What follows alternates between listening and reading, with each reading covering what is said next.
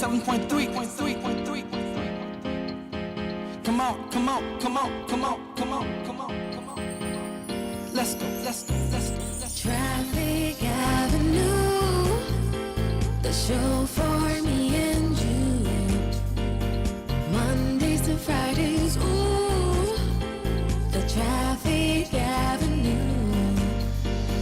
Traffic Avenue, the show for me and you. Mondays to Fridays, ooh, the Traffic Avenue. Flex. Buckle up and join the best. Let's succeed, relieve your stress. So yes, let the music soothe your soul and keep it going just to refresh.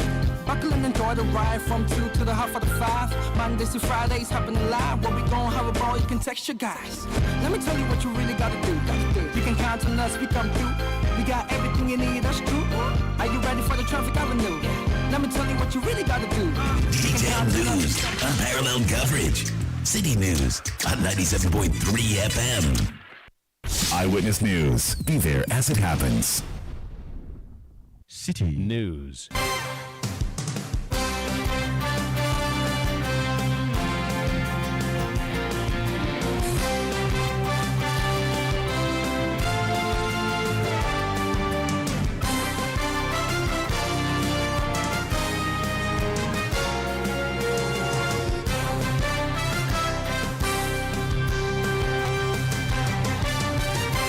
It's 17:30 GMT. This is Eyewitness News on 97.3 Citi FM. I am Umaru Sanda Amadou, and tonight I'm here with Akusia Oche. And coming up over the next 90 minutes, after all the dust settled on what appeared to have been one of the biggest scandals that rocked the Akufo-Addo government, SML has been given the green light to go back to work. Is at the end of it. Also coming up, 2 NPP executives brutalized by men suspected to be soldiers who were sent to protect a Chinese mining firm in Bole-Bamboi in the Savannah region. And later on Eyewitness News, we spoke to the Minister of State, Honorable Abner Saisai.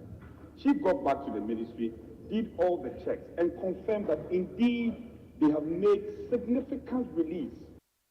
this year's Basic Education Certificate Examination BECE faced with a major setback after it emerged government's indebtedness to WAEC may affect the conduct. But we've heard there from the government side announcing that some payment has been made. Would that be enough to assuage the problems there? Stay with 97.3 Citi FM for more on this and many other stories on Eyewitness News. And in business, Government urged to improve on its revenue generation measures to enhance economic growth. That's in 50 minutes from the City Business Desk. Eyewitness News is live across Ghana on a host of affiliate stations. If you're living Accra and want to know how to listen to us beyond going to our website, citynewsroom.com, or on our Facebook, where you can go to our channel and watch what's happening, or on our YouTube, where you can go to the Citi FM channel. There are partner stations that bring you this broadcast. We bring you a relay of the broadcast that we are bringing you from number 11, Dr. Martin Loop in Adabraka in Accra. So if you're headed for the Northeast region, that's Nobia FM 98.1 in Nalirugu. If you're going to the Upper East region, it's Quality 88.7 FM in Garu. In the Northern region, we are live on Radio Gaki 88.3 FM in Saboba. In the Volta region, we are on a number of platforms, including Heritage 107.3 FM in Hohwe and Freedom 88.1 FM in Sugakopa. In the Ashanti region, Adwenpa 99.9 FM in Nkawia is bringing you this broadcast. In the Bono region, Greener 95.9 FM on the campus of the university there in Sunyani is bringing you Eyewitness News. And in the Western region, we are in Takwa on Adwenpa 100.7 FM. In Takrady, we are on Sky Power 93.5 FM, as well as Beach 105.5 FM. You can send us your messages 0549 986 996 0549 986 996. You can go to Twitter, now known as X, and drop your message. My handle is at Umaru Sanda. Let's start off with a company known as Strategic Mobilization Limited. That name may not ring a bell, but if I give you the initials or acronym SML, you would remember which company that is. Government has directed that company, SML, to resume its monitoring operations within the petroleum downstream sector. This is coming amidst a directive from the presidency, which has directed the Ghana Revenue Authority to negotiate the revenue assurance deal with SML following recommendations from the audit firm KPMG. In a statement that we have seen from the Commissioner General of the Ghana Revenue Authority, Julie Essiem, which has been directed to the Ghana Chamber of Bulk Oil Distributors, it has been urged to cooperate and ensure a successful resumption of the monitoring exercise.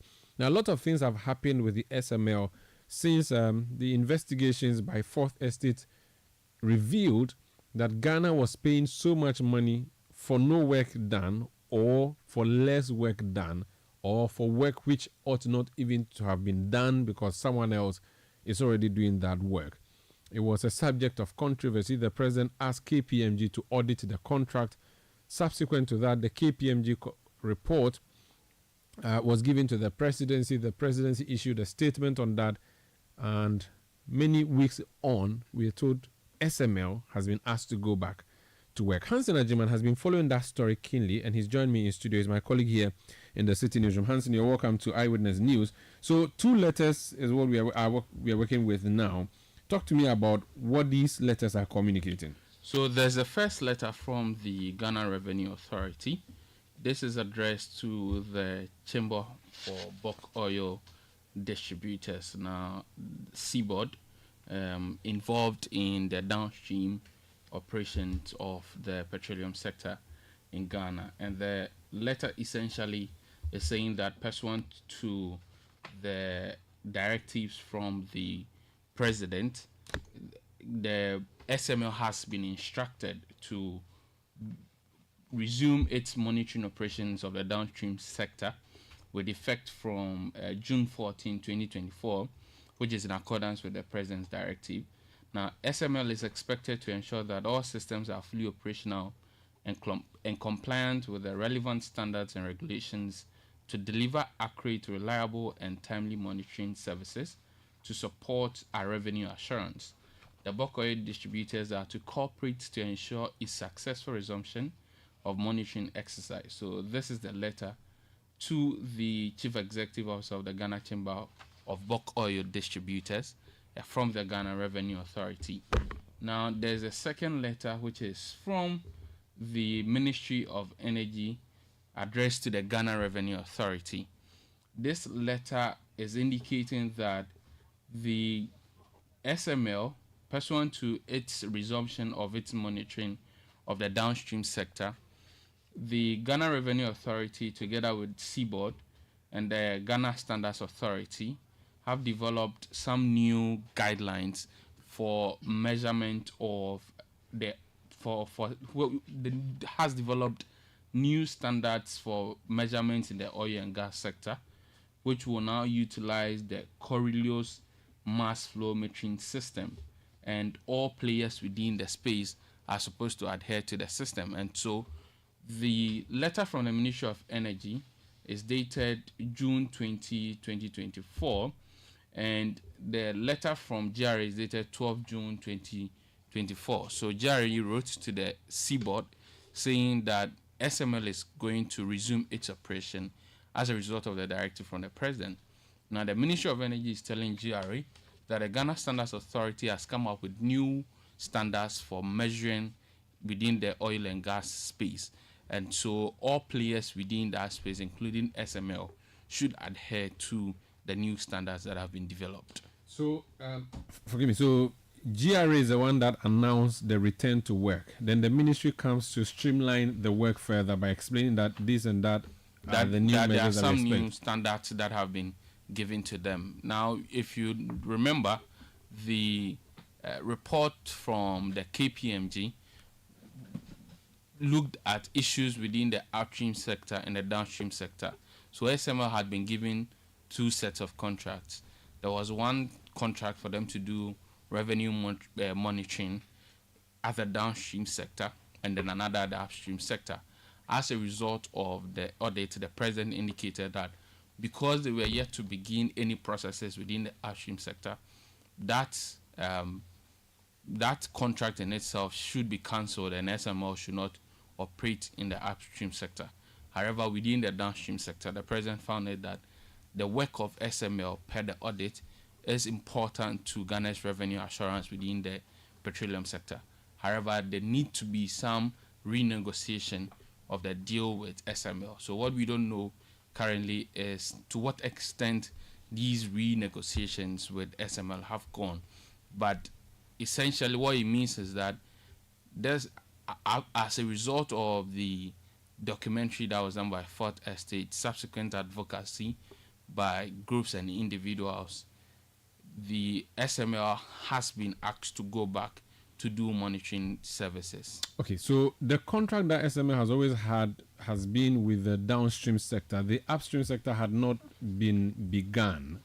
So is the same status quo that is remaining? Essentially, the upstream sector contract had been entered into, but no execution. But when SML, when KPMG did its audit, they had not seen any substantial work that had been done as far as the upstream sector was concerned.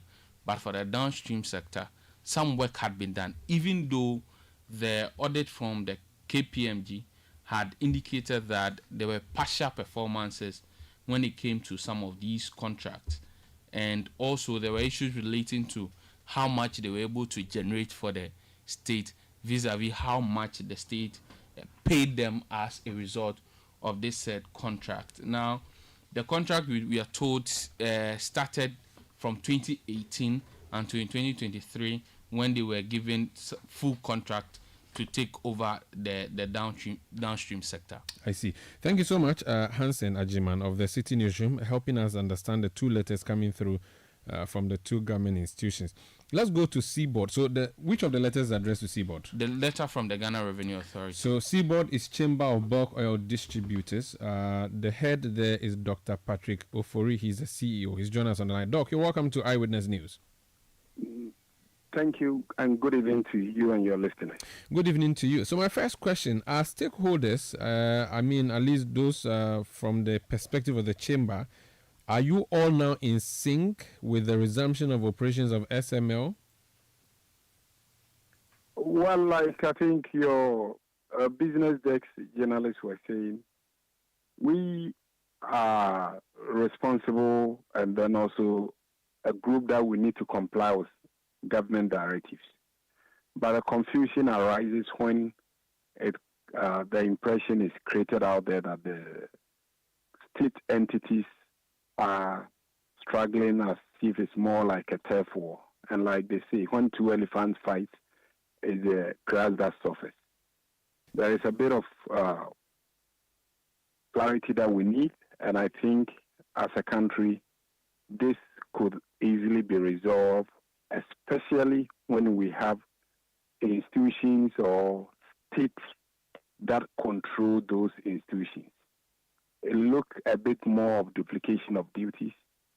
I would have maybe addressed the concerns in a different way in terms of revenue assurance for more of even a compliance base whereby each terminal or any terminal, before you are even given license to operate, the state agencies that gives you license, and be it safety or standardization as the Ghana Standard Authority exists, give you a criteria to follow that also seeks to protect government interests with revenue, be it revenue assurance mechanism, so that there's a one-stop collective unit that seeks to collect revenue, and that also prevent duplication of efforts and duties from other entities. But clearly, from what is currently going on, there is a bit of rule confusion, and there isn't that much of clarity within the state entities. That, to me, is more like a turf war. So there will be a clash, you reckon, between these entities, and which entities would that be? Definitely, when you talk about standardization and a system that seeks to protect revenue assurance, I don't think the mission of MPA and that of the Standard Authority, these two entities would want to approve certain systems that shorten government revenue generation. That is Ghana Revenue Authority, would their mandate as to do that.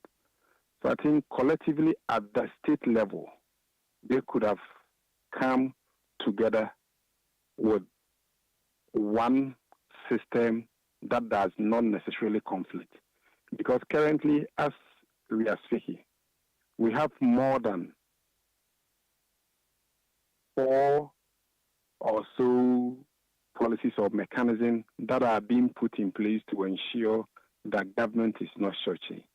Majority of it within the downstream is spearheaded by the National Petroleum Authority. We have the ELDMS, and then the GRA, their own mechanism that we refer to as the ICOMS. That is the second one. We also have fuel marking system that also seeks to ensure that there is classification or categorization of the fuel so that the one that has this tax component, we know the volumes and then the masses that has been transported.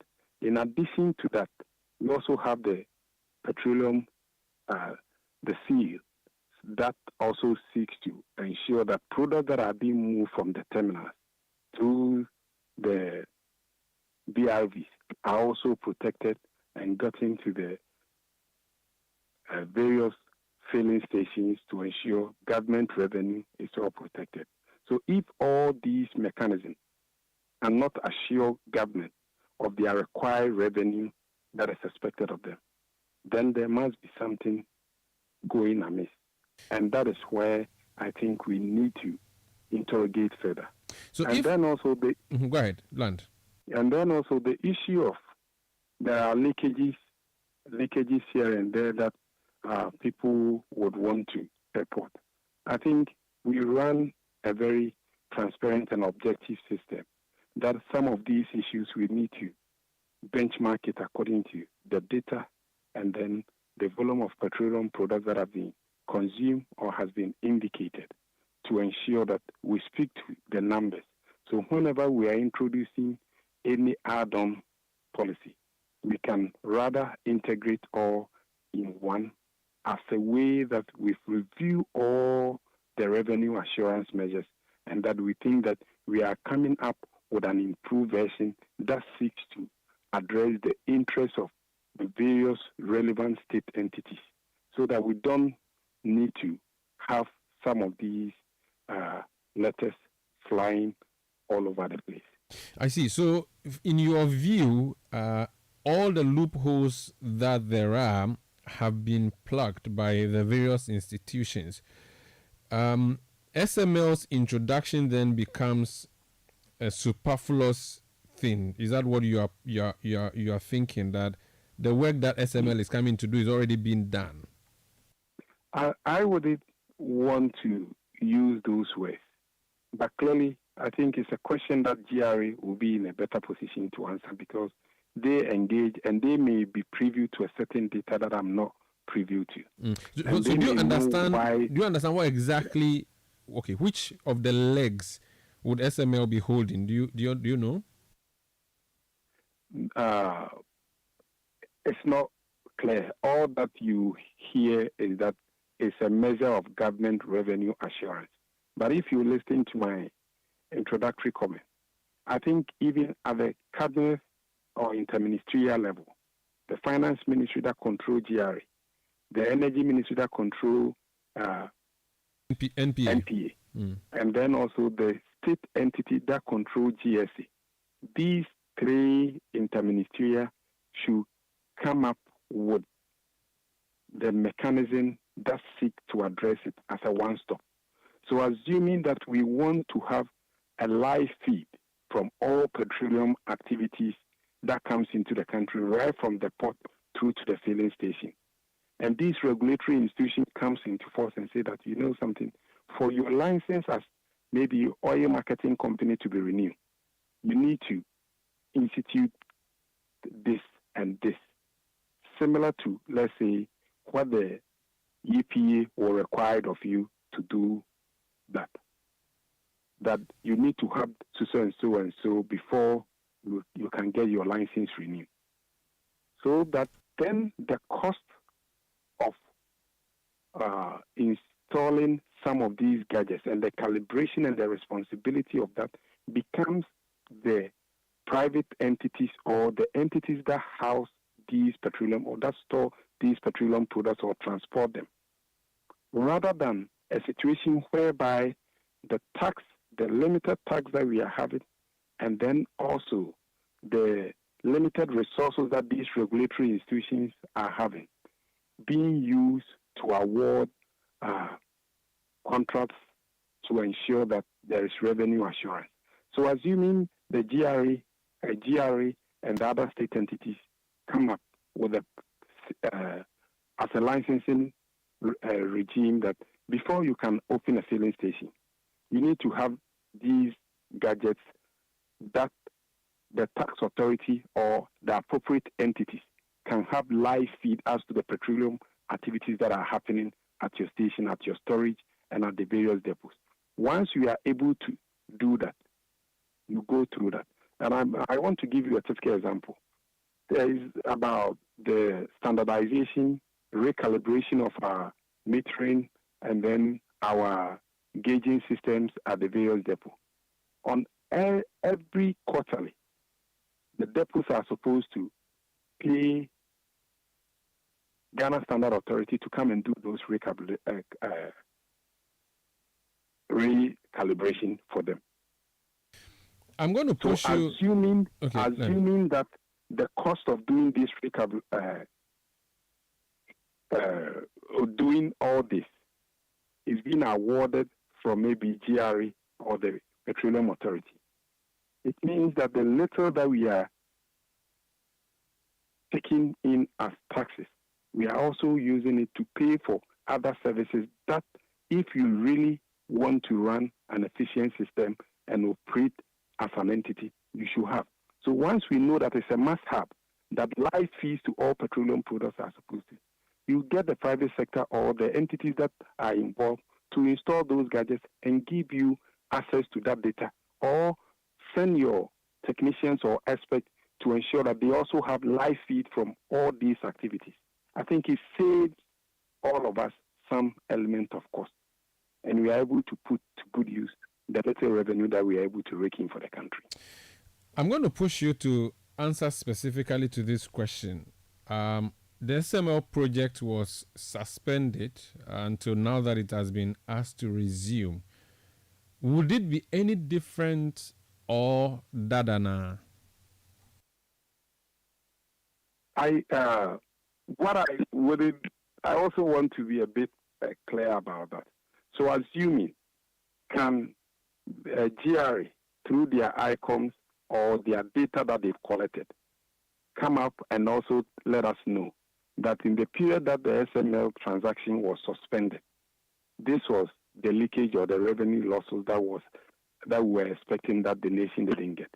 That at least give a strong baseline for which we can make some form of comparison and build a strong case why SML should continue in this form, or SML should be integrated into the existing ERDMS ICOM system that we already have there. And then the measuring of petroleum volumes that takes into petroleum mass that takes into consideration the temperature and other aspects, rather than having a system that measures only volumes but does not necessarily take into consideration the temperature, which we all know from the industry that the existing system may not necessarily be in sync with what is going to be introduced. A businessman in the petroleum sector has sent me a message. I'm going to read it for you and ask you if it is possible or not. The person says the NPA has fixed tracking devices on almost every fuel tanker. They can do same to the BDCs and OMCs. Would that be a better way out, and is that even possible? It's possible because it's not that it's not only the tracking system on the tanker car. It's just because those ones are leaving the depots. But through the ERDMS and the ICOMs, every petroleum depot, the volumes and then the volumes and purchases and sales and everything that are moving from the terminal are also tracked through these two electronic softwares already. I see. So it is a practical thing. Anyway, thank you so much for speaking to us. Thank you very much. That's Dr. Patrick Ofori. He's the CEO of the Chamber of Bulk Oil Distributors. This is Eyewitness News on 97.3 Citi FM. We'll come back. We'll go to Bole-Bamboi in the Savannah region. Eyewitness News. Be there as it happens. Are you a contractor, builder, or a proud homeowner with an eye for quality and security? Well, look no further than Yale. Yale is the trusted name in security for over 180 years. When it comes to securing your home or business, trust Yale. We make security simple, and we're right here in the heart of Accra, Ghana. Visit our stunning showroom on 11th Lane Street, Inosu, Accra, and discover a world of premium Yale products, including door hardware, handles, and door locks that will elevate the security and style of your space. Whether you're building from scratch or renovating, Yale has the perfect solution for you. Our products are known for their durability, innovation, and most importantly, your peace of mind. Visit us today and experience the Yale difference. Your security, our priority. Yale, locking in your peace of mind. Hey, Bole-Bamboi! Hey, Bole-Bamboi! Hey, I asked him to buy me original Polita. Hey, please don't make mistake. Talk to Papa. Open the come on. And you Polita no gala. Papa. Papa, can the Polita is original, the first and the best. What is? Ukota also per dear acrobat using it. Polita, yes. Choboy! Yeah. We have a new leader in town. Obiarenti. Amafo. Me don't want to see baby. When him say my baby, maybe more charcoal for whiter teeth. More charcoal. Not only that, maybe lemon. More lemon. Zinc for fresher breath. More zinc. And fluoride for stronger teeth. Introducing the new President Charcoal Pack with more power with a combination of charcoal and lemon for naturally whiter teeth. Grab yours now. This advert is FDA approved. Let your voice be heard on Eyewitness News on Facebook at facebook.com/Citi97.3, Twitter at twitter.com/Citi973, and Instagram at instagram.com/Citi973 with the hashtag Eyewitness News.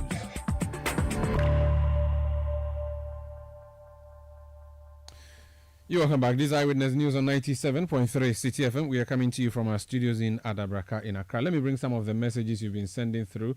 Jones Adboy in last says, is it not the same SML we had a problem with? So we don't have any other company to carry out this or other operations than SML.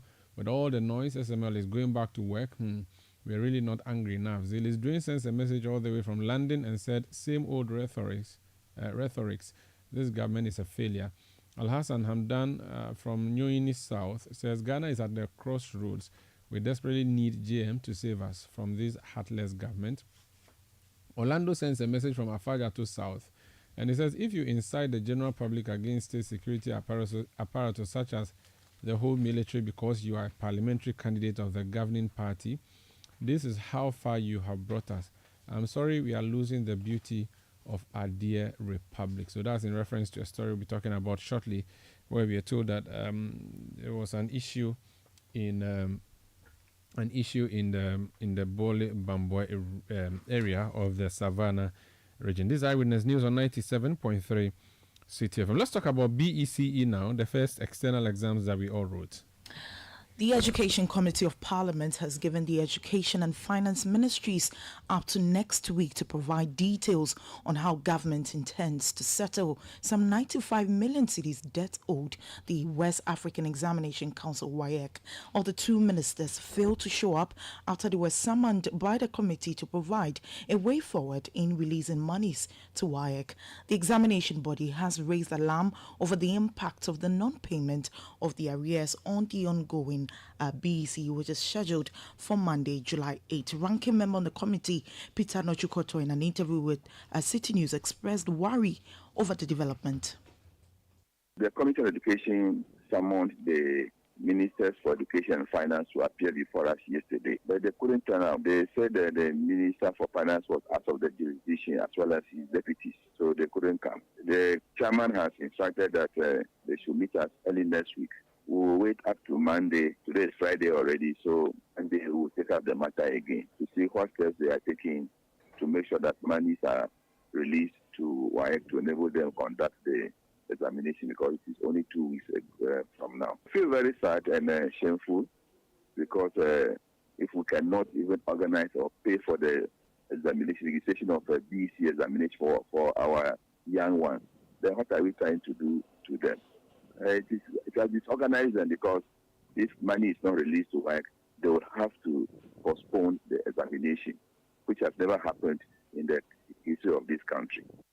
That was Peter Nochukotoy, a ranking member on the Education Committee of Parliament. So let's hear from the West Africa Examination Council now. John Kapi is a Public Affairs Director at WAEC. He's joined us on the line. Sir, you're welcome to Eyewitness News. Thank you very much. Thank you for having me.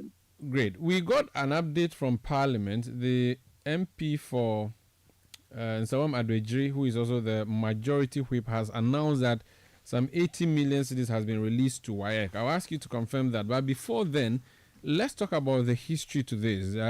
Lots of people are saying that there's not going to be BECE this year because WAEC says you can simply not take care of the cost and that there's a government debt hanging on your head. Please tell us what the backstory is. Thank you very much, and good evening to your listeners. We did not state that we will not be able to conduct BECE in 2024. All we said was that the conduct of the examinations in jeopardy because of some indebtedness of the government to us.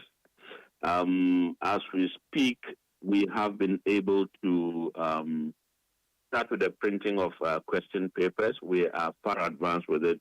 God willing, by the end of next week, would have been done with printing.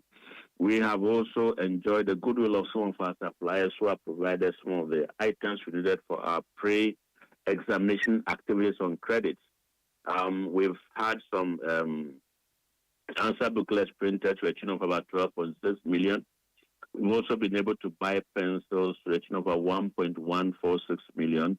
And then we were also able to procure some bond paper for the printing press to a tune of about 48 million.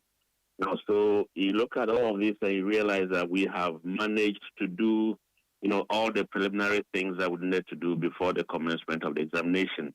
But what we put out there was the fact that we needed money to be able to go out there and conduct the examination. And that is what, we said was going to prevent us from keeping to the timelines, but not cancellation of the examination.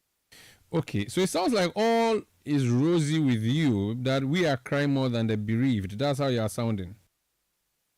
Well, not necessarily crying more than the bereaved, but you don't sound alarm bells when it is not time to do so. We've also been accused of not sounding the alarm bells early enough because we are mentioning the thing at the 11th hour and putting everybody in some kind of panic. But that is not how it happened. We have written a number of letters to the ministry asking for release of funds.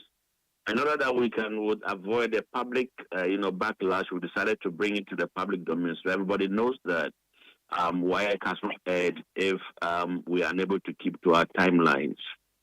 Okay. What was the total government debt to you? Right. So for the examinations for 2024, they were supposed to have paid to us 95.837306 million Ghana cedis. And out of this, they have paid 2.284618. All right, so we were expecting them to pay a balance of 93.552688 million to us in order to enable us conduct the examination. In 2023, they paid, and we still have some arrears of 698,500 for them to settle. So these are the figures that we are working with right now. And so for 2024, out of the 93 million, how much has been paid you? So as we speak, earlier on the 17th of May, we received 2.284.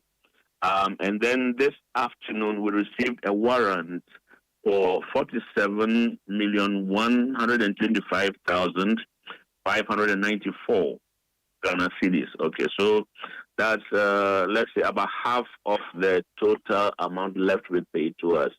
The majority chief whip and MP for Nsawam Adwejri said in Parliament today that a total of 80 million cedis had been paid to you. Can you confirm that?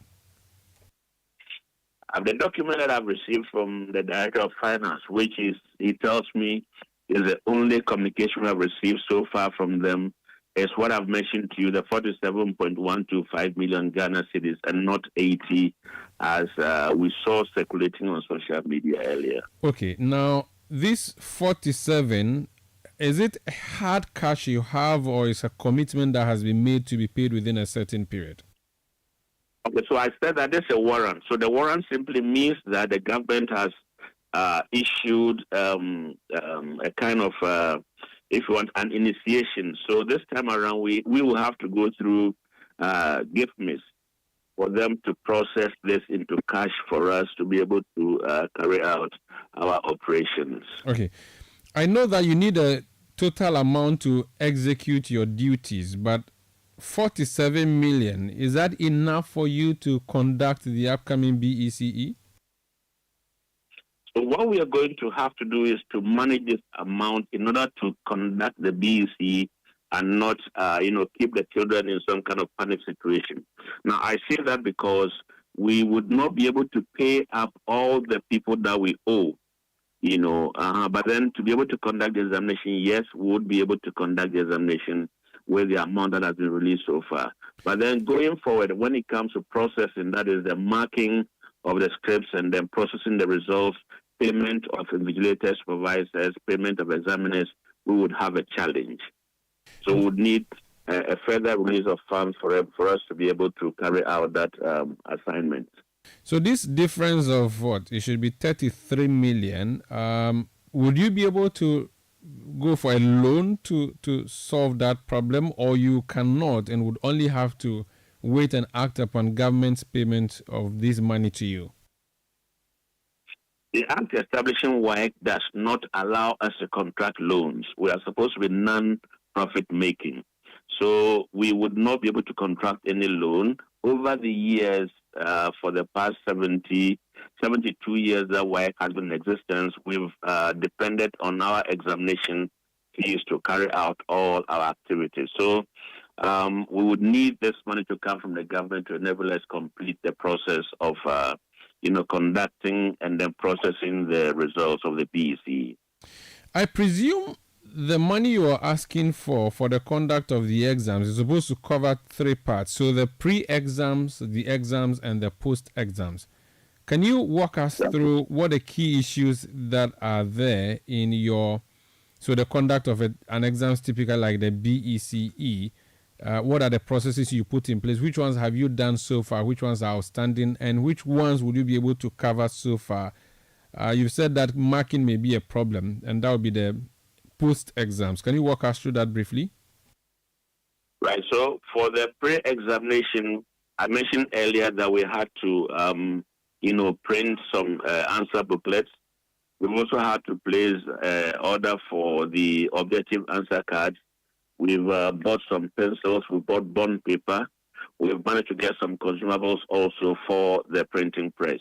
Now, so these are our pre-examination activities. Now, come next Monday, we'll do the briefing of supervisors, invigilators, district directors, and other personnel that are involved with the examination. All of these would call for money because we have to pay their TNT to and from the venue where the briefing will take place. Now, with the examination itself, it's about us being able to get money. About 3.6 million is meant for fuel, to fuel the vehicles that will transport the question papers from examination depots to the centers where the exam will be written. We need also to provide some refreshment allowance to the drivers who are going to be driving from the examination depot to the centers where the exams will be written. Now, so all of these things are part of the cost for the exam period. Now, the post-exam is where we come to the marking, where we would have to pay our examiners for marking. We also have to pay our script checkers, for also being able to go through the scripts nicely for us to know that all the marks are noted, actually recorded, and so on. So these are the stages that we are going through. And as I said earlier, whatever money that we receive right now, we may have to put on hold payments to some of those that we owe, in order that we'll be able to conduct the examination. And when we are done, we'll need some further release of funds so that we take care of the our indebtedness and also pay our examiners and supervisors and invigilators as well as script checkers. Okay. In the past, BECE candidates paid for the exams. Does that still happen? No, it doesn't happen anymore now. With the advent of free education in Ghana here, from the basic to the senior high school level, the government has absorbed 100% fees of all the examinations. Now, if candidates were to be paying, would that have lessened your burden? Obviously, yes. That would have lessened our burden to a very... In fact, that would have made us go about our operations without any hitches, and nobody would have even heard that probably something has gone wrong. We've always managed to do our job with the fees that we collect from our examination candidates. If you had your way, would you want the payment of BECE exams fee to be reinstituted at the basic level so that you are assured that no payment, no writing, at least your revenue is properly streamlined and assured? That would be the ideal thing for us, yes. Moving forward, a number of your invigilators have been complaining. In fact, as I speak with you, there's a message from Aflao where BECE sends a message and says, please ask the WAEC official when they will pay our 2023 school set WASI invigilation allowance. What is happening with the payment for the invigilators for past examinations? What's the situation there? So he is right. As we speak right now, we still have some 46.515 million citizen arrears for WAS 2023. And so because of that, we've been unable to pay. We need about some 28 million to be able to clear a payment of supervisors and invigilators for WAS 2023 alone. So the problem has been because we've not received the funds. We've written a number of letters to the ministry, but this money has not been released to us yet. So those who are listening to you, your invigilators, what is your word to them?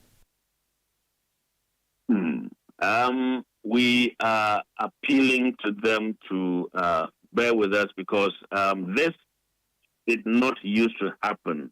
When we were collecting the examination fees ourselves, we used to pay promptly when all of these exercises were carried out. But currently, we are kind of constrained because we don't manage the funds ourselves. We wait for funds to be released.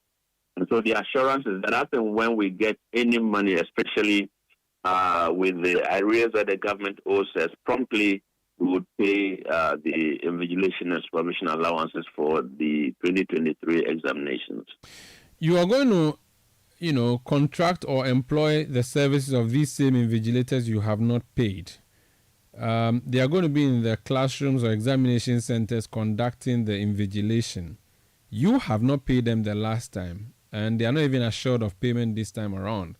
If a student offers them money and says, let me copy, there's a high probability that they'll allow them to copy. Have you considered that? Obviously, all of these things have come to our attention. We've thought about that. We held some crisis meetings yesterday and the day before to consider a number of all these issues. And our intention is to bring this to the notice of the Ministry of Education and the Ghana Education Service. I mean, for them to appreciate the gravity of our inability to pay promptly for the service of these invigilators and supervisors. So I would say that we are wary of this. We are looking at ways by which we can, settle our indebtedness and be able to encourage them that going forward, we would be in a position to pay. Of course, this would be with the collaboration of the government of Ghana, the Ministry of Education, and then the Ghana Education Service. What is your relationship, and when I say I mean WAEC, with government? How autonomous or independent are you of government? The act that established WAEC makes WAEC a semi-autonomous body. So what it means is that the government pays a certain subvention to us, and then we also receive examination fees from the candidates to be able to carry out our mandate. So we are not an agency under the government of Ghana. No, we belong to WAEC International. Now, the reason we've come to this crossroads, if you want, is because the government has, elected to, pay the examination fees of these candidates. Previously, when there were no issues about... Go ahead. Sorry? Go ahead. Yeah. So previously, when there were no issues of payments, really, we didn't have any issues with the government. Now, when it comes to BECE, BECE is country-specific, which means that it is limited to Ghana only. And so we conduct the BECE for and on behalf of the government of Ghana. Now, so that is why we prepare the budget and then tell them, so the examination will cost this, and these are the various cost heads that are involved. And then we wait for them to release the funds for us to be able to, carry out. The reason I ask you this question is because of what you said. So there's a government policy that says we are going to absorb BECE fees, but you think that it is not working, and it's your desire or wish that we revert to the old ways. I'm concerned for you. If you are a government appointee employee, your job as of tonight may be shaky. That's why I'm asking you this question, just to be sure that you're on a safe side. I understand you perfectly. Yeah. We think that if we go that way, it will help us a lot. We are not in any way, indicting anybody, but we think that looking at the reality of the situation, probably if we went that way, it would be good for all of us. Someone has sent a question for me to ask you. It says, does the free BECE also include private schools? So does the government take care of private schools as well? No, the government does not take care of private schools. So the amount that this year we have in excess of 569,005 candidates. But out of this number, 447,817 are from public schools. They are the ones that the government takes care of in terms of examination fees. So the private schools, they have paid their fees directly to us. Finally, when is BECE? BECE would start from the 8th of July and end on the 15th of July, 2024. Yeah. Thank you so much for speaking to us, sir. My pleasure. That's John Kapi. He's the Public Affairs Director at the West Africa Examination Council, WAEC. Let's go on the other phone line and speak to Yusuf Suleiman. He's NDC Member of Parliament for Bole-Bamboi. We're speaking to him on two issues, some brutalities in his constituency. But before then, he made a statement on this BECE issue. Let me ask him if he's satisfied. Sir, you're welcome to Eyewitness News. Earlier, your colleague for Nsawame Dojiri had said government had released 80 million to WAEC so that all the brouhaha around the BECE has been dealt with. The WAEC official just tells me it is not 80 million. Instead, it was 47 million that has been released to them. Does that satisfy you? So let me say good evening to your listeners, and to say that at least the fact that I brought up the issue on the floor of Parliament and that government officials are now speaking to it, we are making a headway. We all do know that education is very important, and it starts from the BECE. And so if you have a BECE exams that is to be held next 2 weeks, and WAEC is complaining that government owe them so much so that they are unable to conduct this examination, we should be concerned. And I thought that the minister would have even come to the House of Representatives to tell us what exactly is going on, so that at least there's some hope. But today, when I raised the issue, they were compelled to then come and tell us that some amount of money has been released. We are monitoring them and we are following them up to ensure that the money is released so that our children are able to write their exams as scheduled. Let's talk about your constituency. What's happening? We are hearing soldiers brutalizing NPP executives. What was the story? Yeah, so, Sandra, what is happening is that, but just put on record, that the Bole-Bamboi constituency is blessed with natural resources. We have lithium there, we have gold almost everywhere. And so it has attracted the attention of the youth and some gold miners. To the extent that, as I speak to you, we are told there are more than 7 companies, and we are talking about large-scale mining companies, have been given some licenses to do some prospecting. Some have been given licenses, some have been to mine, and some have been given licenses to prospect. And others are still in the process of getting the opportunity to go and prospect. Now, the issue is that in this particular case, there's a company that has been given a concession. And somewhere 2 weeks or so, they moved to that site.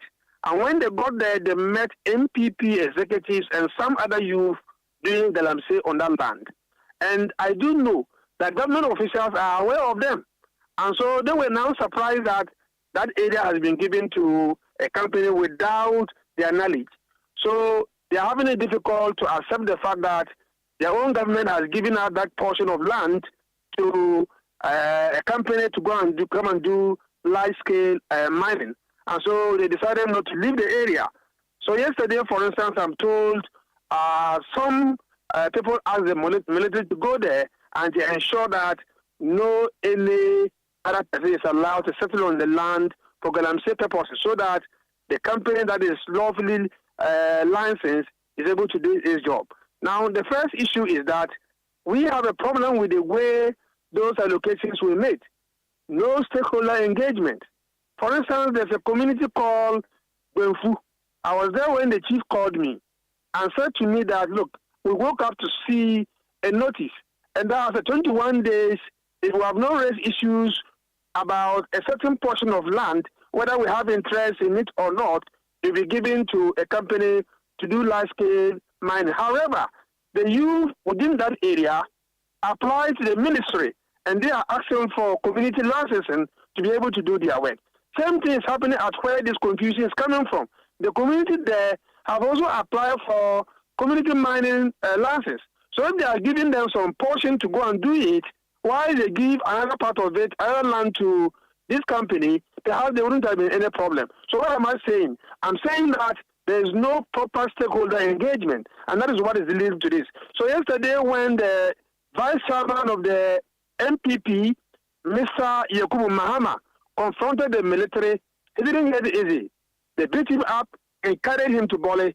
But before they got to Bole, they had sent information to the MPP youth, who also masked up and confronted the military again, leading to the brutalization of the MPP constituency secretary. And as I speak to you, in the morning when I checked, both of them were still at the hospital. And there's so much tension in Bole. So we are pleading with the ministry, we are pleading with Mineral Commission to ensure that there's proper stakeholder engagement and to also make provision for the youth. Whether they are MPP or NDC, I do not have a problem. All I want is that the community must be given that kind of respect. The community and the chiefs must be consulted, must be informed. Sandra, I didn't know that Article 2576 entrusts all mineral deposits into the hands of the president. We are aware of that.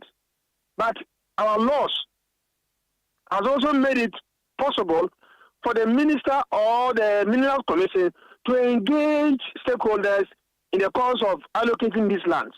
Last month or so, the Bole had to call a stakeholder meeting, and I participated.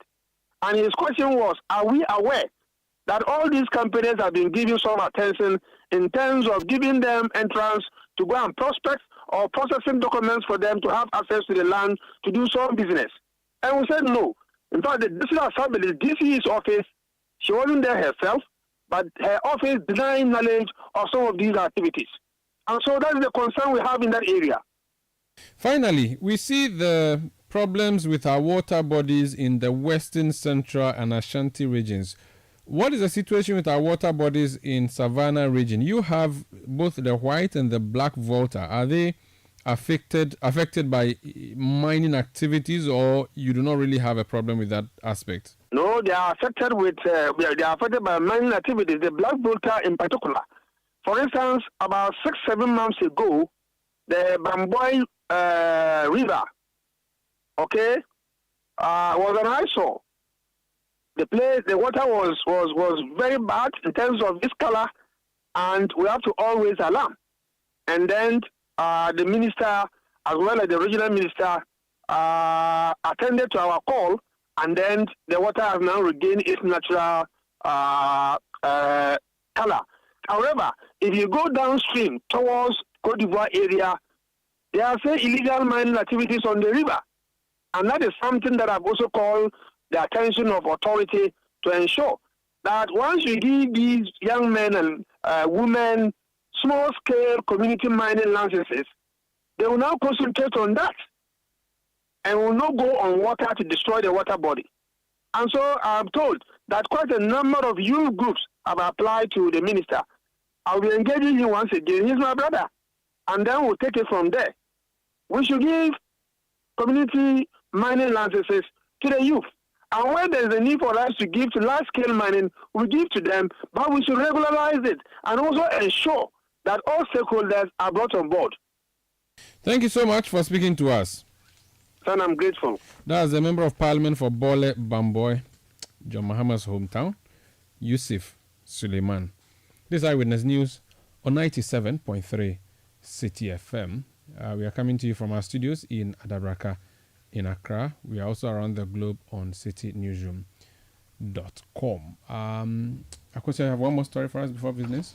Yes, the Member of Parliament for Tamale Central, Ibrahim Mutala Mohammed, wants the Minister for Lands and Natural Resources to be summoned by the House over allegations of the wanton sale of state lands in his area and other parts of the country. Or the MP claims that lands belonging to the Tamale West Hospital has been sold with development ongoing. He adds that bungalows and other accommodation facilities belonging to the prison service in his jurisdiction have been sold too. He raised the comments on the floor of Parliament.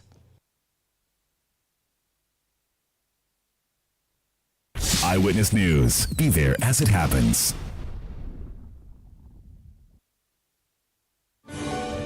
Do you have a game-changing and innovative business idea or project that can impact the society? This is your moment. Total Energies presents the 4th edition of the Startupper of the Year Challenge. This year, we are looking for 3 winners. The best entrepreneur, also called the InnovUp winner. The best project or innovative business idea that exemplifies the principle of recycling and minimizing waste, also called the Cycle Up winner. And the best project that promotes or relates to sustainable and affordable energies, also called the Power Up winner. And that's not all. 4 additional projects in the Power Up category will be selected by an international jury. Don't wait any longer. Apply at www.startupper.totalenergies.com for a chance to win financial support, professional mentorship, and a spotlight for your project. Terms and conditions apply. If home is where the heart is, then let's go home, shall we? Let's go where the entertainment is, where the passion is, where the laughter is, and sometimes even the tears too. Let's go where we feel safe enough to share our opinions. And send tweets. Where we do that embarrassing little dance to our favorite song. Let's go home where the love, the care, and the joy live. There's no place like home. Connect your home to super fast internet with affordable data bundles from MTN Home. Visit broadband.mtn.com.gh or your My MTN app to sign up today. MTN.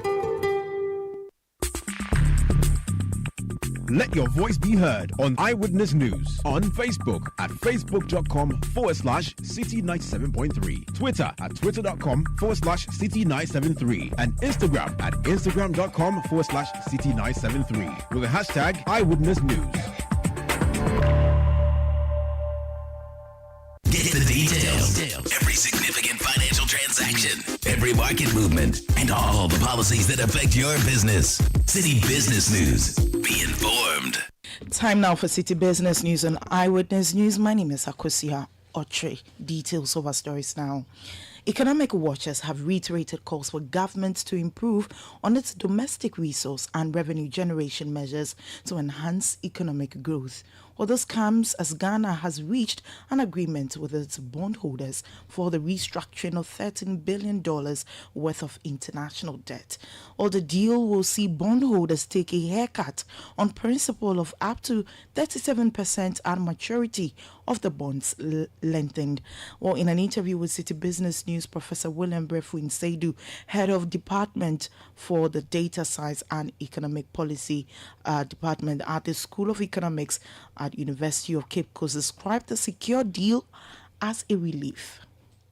It's a relief because, we all know what is happening now. We live in a country where we still haven't come to the realization that we have to sit up and really take aggressive measures towards improving on our domestic resource and revenue generation efforts. Look at the kind of laws, the kind of agreements that we come into in terms of our natural resources, our mineral resources, mineral ores. Right? What kind of agreements do we come into? We must be aggressive. We must come to, that's the only way by which we can, generate substantial revenues, mobilize resources on a sustainable basis for ourselves. But if we keep going on this way, and we always allow foreign investors to come in because they have the financial muscle to come and take over our, hotspots because we don't have the capital to harness. Are we thinking about forming consortia? We have our own citizens who have the financial muscle living outside, offshore, overseas. What are we doing about them? To what extent are we? That was Professor William Brefu-Nseidu, head of Department for the Department of Data Science and Economic Policy at the School of Economics in the University of Cape Coast. Away from that, the Public Service Workers Union is blaming the country's low revenue base on successive government's inefficiency in fully utilizing domestic revenue. Or the union contends that the use of mobilized revenue to service external debt at the expense of initiating national projects that rely heavily on foreign aid is stifling growth. While speaking during the second quadrennial GRA-PSWU Delegates Conference in Accra, the General Secretary of the Public Sector Workers Union, Bernard J, called on the government to be more proactive in using collective revenues to improve the lives of Ghanaians. We've borrowed excessively for every major infrastructure project that we have carried out because the revenues we collect are not able to fund this infrastructure project. At best, they are only able to help us in servicing our debt. So a large portion, if I'm not mistaken, more than half of the tax revenues that we collect end up going into debt servicing and not infrastructure projects. The primary source of these deficits that we have continuously run in our budgeting system, as I said, have been led to the excessive borrowing and then inability to collect revenue. But this inability to collect revenue, my brothers and sisters, we all know that it is not due to the fact that you sitting here do not have capacity or you are not putting in enough effort to collect the revenue. But this inability to collect the revenue is due mainly to our governance inefficiencies and corruption. He also questioned the basis for the government's continuous push for tax exemptions for non-indigenous companies, citing recent incidents where the government was unable to clear essential medications at the ports. We need to adequately tax the profits from most of our abundant resources and foreign goods and move away from taxing consumption. We are ready and quick as a country to grant tax exemptions to foreign goods that are coming into this country. We give very low and considerate taxes and tax exemption to foreign companies that are mining our natural resources.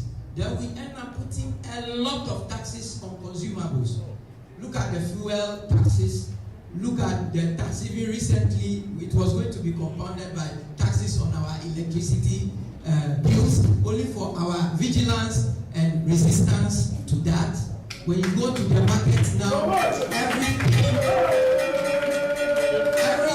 is being taxed. We are.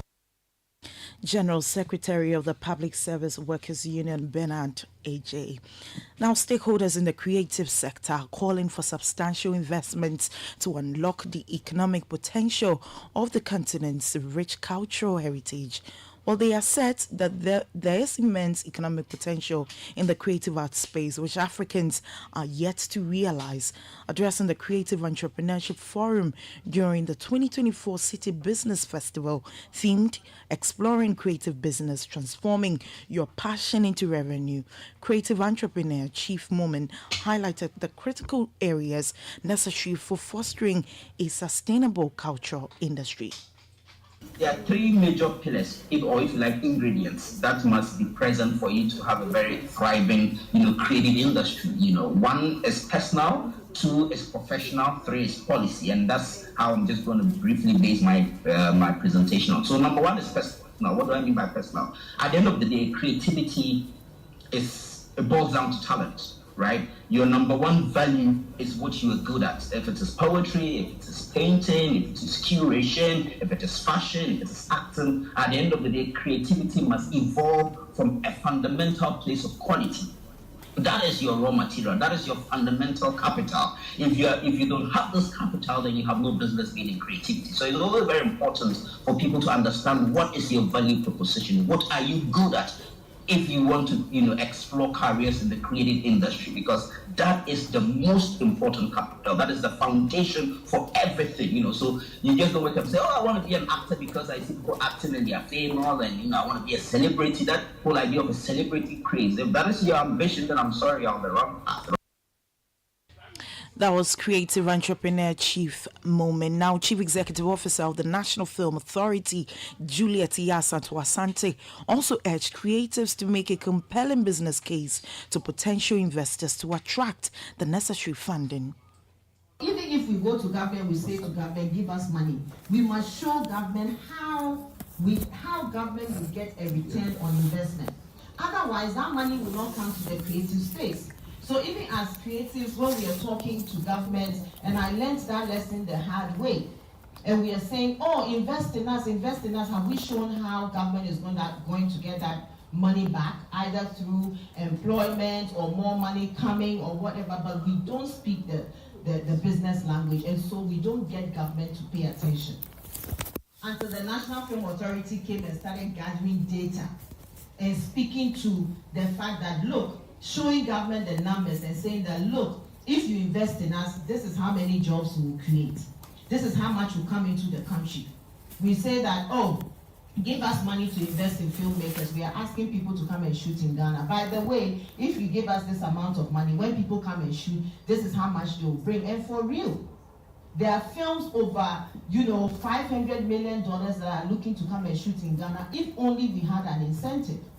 But we need to be able to show government the business case to say that if you waive these taxes, then this is how much you will get at the back end. That was Chief Executive Officer of the National Film Authority, Juliet Asante.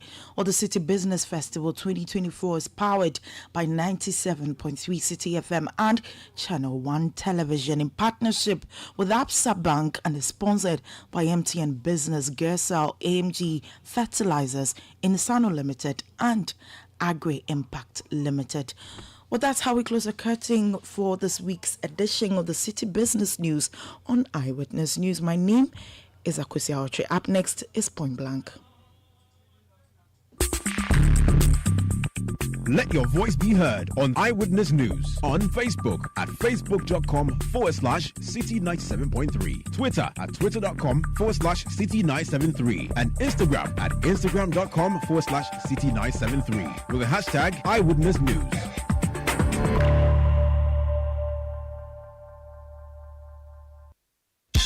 One of the best decisions you could possibly make at the start of your day is to tune in to the City Breakfast Show. Insightful, intriguing, intelligent, and informative. The City Breakfast Show offers an attractive alternative to the noisy mishmash of morning radio. Tune in to the City Breakfast Show for passionate discussions on issues that matter, and enjoy interviews where duty bearers and decision makers have their feet held to the fire. The City Breakfast Show airs from 6:30 a.m. to 10 a.m. every Monday to Friday, only on 97.3 Citi FM. Are you feeling tired after a hard day's work? Have you lost your appetite even for your favorite dish? Viral Blood Tonic is a nutritionally balanced, pleasant-tasting tonic fortified with iron and vitamins to boost your appetite and energy levels for high performance. Viral Blood Tonic, easy to take and good for the whole family. Viral from Danex Iting Starwin PLC. If symptoms persist after 48 hours, consult a physician. This advert is FDA approved.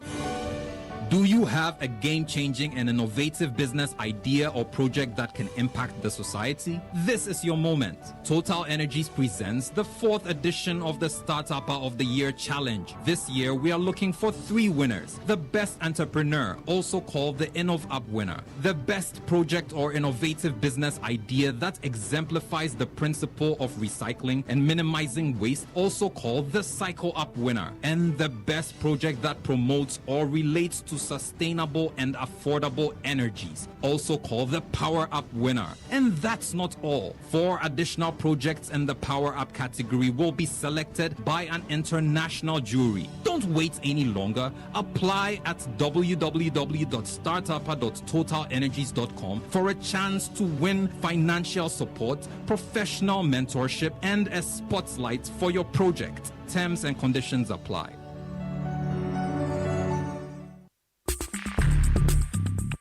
Let your voice be heard on Eyewitness News on Facebook at facebook.com/City97.3, Twitter at twitter.com/City973, and Instagram at instagram.com/City973 with the hashtag Eyewitness News.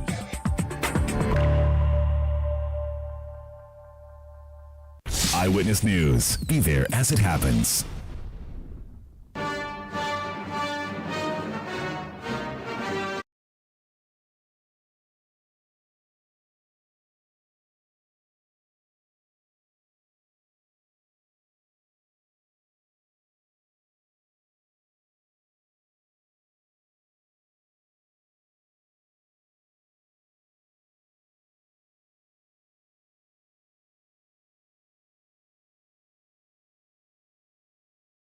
On Point Blank, Professor Nana Jane Opoku-Agyeman, she is the running mate of the NDC into the elections of 2024. She's been repeated, having been fielded in 2020 as well. Yesterday, she met with female journalists or media practitioners in Ghana, in Accra, had a conversation with them about what her agenda is. It was a lengthy speech. We've cut part of it for you to listen to her message to Ghanaians through the journalists that she met yesterday.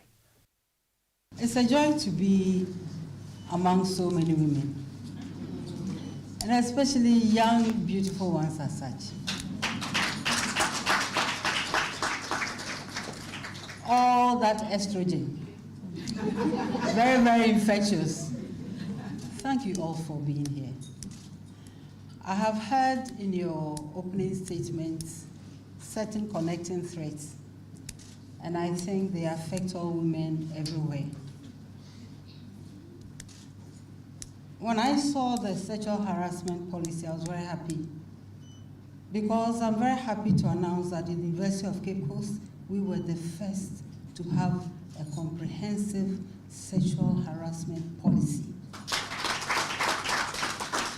And not only the policy, but also the implementation strategy. And we were able to protect many, many young ladies, a lot of whom didn't even know they were in danger, because in all their lives they have been protected. And we have watched the system grow, and I'm very, very proud of it. So I'm very happy that we have now one to protect journalists. We need one to educate all of us, men and women. And I think that is where we should begin. Preventing it in the first place. Solving it when it happens. Letting all of us know why it is in the interest of all of us that such deployment of power, such misdeployment of power does not occur. And that it doesn't serve anybody's interest when they do occur. These are just comments that I needed to get off because I thought they were very, very important. Today we address women journalists. And I'm glad that Shamima, where is she, referred to a part of my life in the past where I used to come to Accra every week to hold a political platform, a discussion called Platform. I don't know how many of you were born or even paying attention those days, but it was an interesting program. It was a time some of us felt many more things should reach out than they were, just as you are doing, and many more that you are doing. Congratulations to each one of you. Allow me to begin with a question. How many of us here today believe that women are also capable of making a good difference in any life they choose to participate in? How many of us believe that? Raise by hand. Let your hand go all the way up to match your belief. Thank you very much. So, me too. I also believe that. And therefore, I would like us to begin our conversation on this high note of our belief that yes, we can. And that when we do it for all of us. I'm glad we have a few gentlemen among us. It is not surprising that many of them are in the technical field. I believe many women in journalism are also in the technical field. We will not show by hand now. But we know that there's a whole process that leads to reading the news. There's a whole process that leads to a discussion. And therefore, we can be in every part of the process, and that the processes are all open to all of us, and we should avail ourselves. What I always compare journalism to medicine, in the sense that you can specialize in many areas. You know, some may do sports or environment, women, children, agriculture, food, anything at all. And the same with medicine. After your fundamental training, you can specialize in anything from the hair to the nail, and it's all important. So I just want to throw that out there. When these young girls approach you, I want to be a journalist, it's beautiful. Take that as an opportunity to show them what else is possible, what other areas they can specialize in. I think this is very important. Definitely when we take a look at any aspect of our lives in this country, we find women playing roles. Once I said that, you know, sometimes we behave as if women have just been discovered, but we've been here for a long time, and we don't plan to go anywhere. We will be here, we will help, we'll all play our roles in building the Ghana we all want.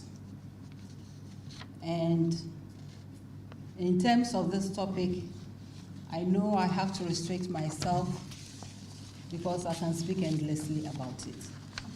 Having studied it for too long, taught too many courses, in areas of women, in whether literature, language, agriculture, development, whatever. I can just go on and on. But today we focus on our women in journalism, what they can do. So before then, let me also close my topic a bit, center the thesis around the economy. And we'll see and we know the roles that women play in the economy. Somehow, when we think of the economy or managing the economy, we don't think of the women, do we? Yeah. But if you look at the majority of entrepreneurs and SMEs, you find that many of them have been founded and run by women, and successfully so. I'll not go into when they left our hands and what happened. We know that. We know, for example, that the huge percentage of our markets are run by women. And we also know that where you need to find us where the large profits occur, we are not there. If you need to look at where the small profits are and where the losses are, we are there in galore. We need to understand why. And we need to try and change the dynamics, because it is in everybody's interest that we do so. If we take the fishing industry, for example,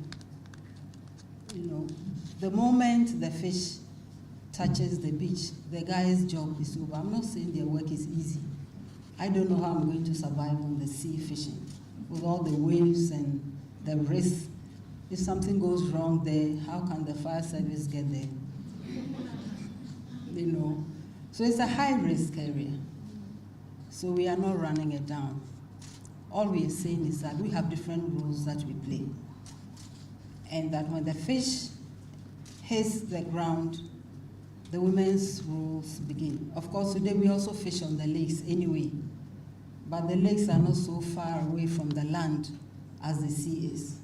And the depth is also not the same, but we fish anyway, and that's the point we want to make. So the whole process of, storing, of processing, whether it's drying, whether it's smoking, whatever it is, even distribution. If the fish in Elmina finds itself in Burkina, you see the women are done, don't you, sometimes, huddled at the back of a bone shaker, with their little cloth around their shoulder, traveling long distances. And I ask myself, do they have insurance? If something happens to them, what? See, that is our job as journalists. We need to highlight these. It is in the highlight of these issues that policymakers will be alerted to what it is that women need to be done for them. So we need to help. We've had our small education and not so small ones, but we can put them at the service of many, many people. And we also know that we need to navigate many things. Our own lives is a full-time job, isn't it? Look at everybody sitting here. From morning till evening, our own lives are full-time jobs. Now, if we have to add anything to it, anything at all, then it becomes a challenging thing. Whether it's child raising, whether it's navigating your way around your bosses at work, whether it's negotiating for a raise, whether it is taking care of your parents, minding your siblings, community work, your party work, your church work, whatever it is. So, but the day is still 24 hours for us. What should policymakers know? I think it's Spring Park gentleman who was talking about the long hours, that the long hours put women off. Why should we be put off? What should help us play other roles so we can also join the print journalistic folk? So what is it that we should know? In fact, today, I'm just here to listen. I'm in my listening mood today. So I will not speak for too long, And this is why, as women, and especially as journalists, you have a unique understanding of the nuances in telling our stories. We should tell our stories. Usually when you don't tell your story, somebody tells it for you. And as I've told many people at different fora, information is never innocent. It's never, never innocent. It's a question, even if it's data, what is it? Data is information. And it's a question of what you selected, how you put it together to get a certain result. It's not innocent. So we are appealing to our women journalists to tell the stories of women. What it is like, what it has been like to get to where we are is very important. And as I said, it is that unique perspective that can shape policy. And I always use a number of examples. And I don't think that generally it's because the guys are cruel. I don't think so. I think it is because they don't have the same perspective as we do. We have different perspectives. Each is important. But it is where you sidelined one, or you don't take one as seriously as you should, that the results don't tend to be as good as they ought to be. Therefore, everybody's voice matters. If we are going to build the Ghana we want, the Ghana we all want together, and I like the word together, every voice matters. And we must hear all the voices.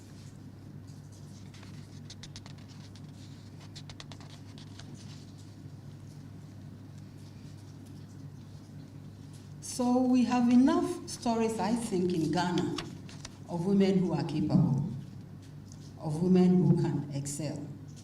What we don't have enough of will be the stories. Sometimes we focus a lot on the conclusion, those who have made it.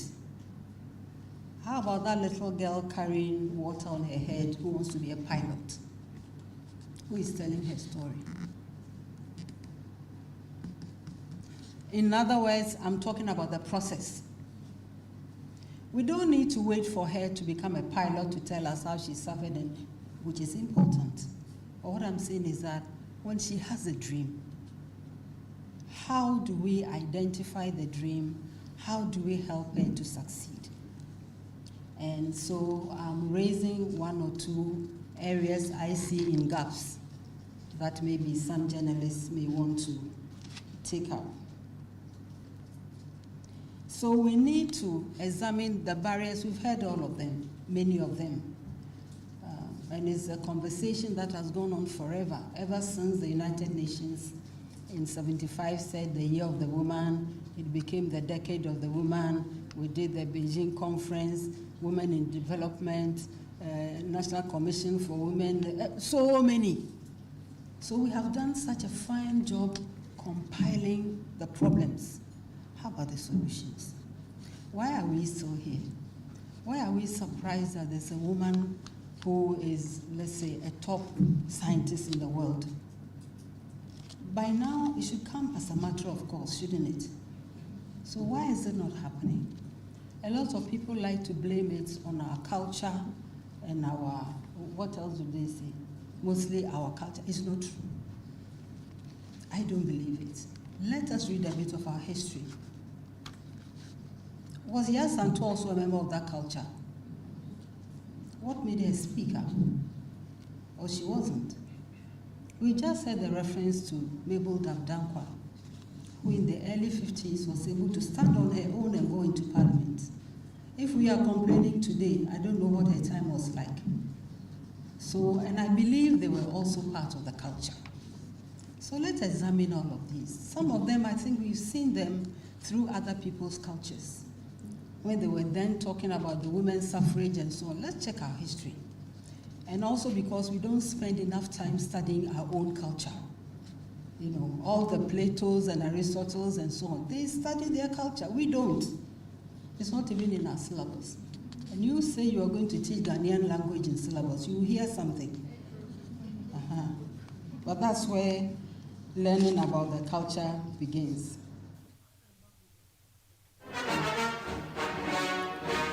So that's Professor Nana Jane Opokwajiman. She is the NDC running mate for election 2024. She was speaking to Ghanaian female media practitioners in Accra yesterday. That's by way of Point Blank for tonight. My name is Umaru Sanda Amadou. Thank you for being with us on Eyewitness News throughout the week. We'll be back next week, Monday, inshallah. I did the show tonight with Akosia Ochri. The production was supported by Kwabna Wilson and Hansen Ajiman. The technical support came through from Daniel Squashy. Edwin Kwakofi helped us with the new media side of things. Up next is Sports Panorama with Benjamin Nketia and the City Sports team. But if you want more current affairs, news, analysis, the big issue tomorrow at 9 a.m. is a show you should listen to with Salom Kojo-Adonu on Channel 1 Television and City 97.3. Talking about Channel 1 Television, that is a new name of City TV. If you're scanning your channel on TV and you see Channel 1, you're not wrong at all. That's Channel 1. It's the old City TV. In fact, at 8 p.m. tonight, I'll be on Channel 1 Television to bring you CNR. That's a package of the news of the day presented to you from our studios at number 5 Ola Hansen Lane at Tesano in Accra. Have a great weekend. See you on Monday.